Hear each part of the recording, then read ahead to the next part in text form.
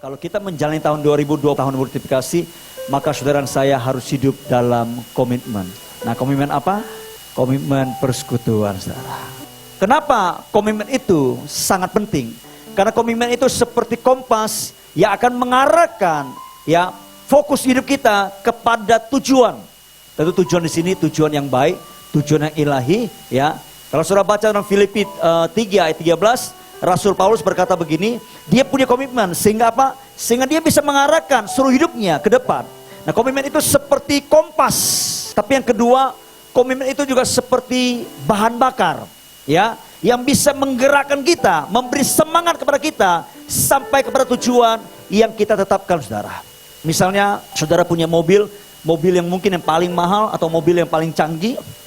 Tapi sebagus-bagusnya, kalau tidak ada bensin atau kalau tidak ada bahan bakarnya, maka mobil itu tidak bisa berjalan, saudara. Termasuk kalau saudara dan saya punya visi dan misi, entah untuk pribadi kita, entah untuk pelayanan kita, entah perusahaan kita, saudara. Tapi kalau kita tidak punya komitmen, saudara, kemungkinan besar visi dan misi itu tidak akan bakalan bisa tercapai, saudara. Itu sebabnya penting di tahun ini saudara dan saya memiliki komitmen, saudara. Yang mau katakan amin. Beritahu kiri kananmu, saya mau berkomitmen tahun ini. Oke? Supaya apa? Supaya kita memiliki gairah, saudara. Tapi yang ketiga, saudara, komitmen itu penting sekali buat kehidupan kita. Kenapa? Karena akan menolong kita untuk menjalankan kehidupan kita, ya, tugas kita, pelayanan kita, pekerjaan kita dengan sepenuh hati, dengan kekuatan dan dengan kerelaan, saudara. Saya katakan, kalau saudara tidak punya komitmen, atau pelayan Tuhan yang tidak berkomitmen, atau karyawan yang tidak punya komitmen, atau siapapun, saudara, ya, kalau dia tidak punya komitmen, ya, maka saudara, itu akan sangat berat sekali untuk dia mencapai sebuah keberhasilan.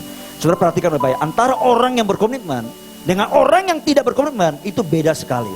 Yang berkomitmen, saudara, itu pasti akan melakukan pekerjaannya, pelayanannya, saudara, tanggung jawabnya dengan sepenuh hati, dengan kerelaan dan dengan kekuatan, saudara.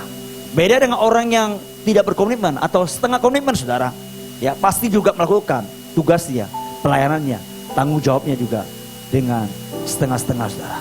Tapi yang keempat, saudara, ya, kalau kita memiliki komitmen, maka komitmen itu akan menolong kita untuk tetap komitmen saat kita tidak mau berkomitmen, agar kita tetap komitmen.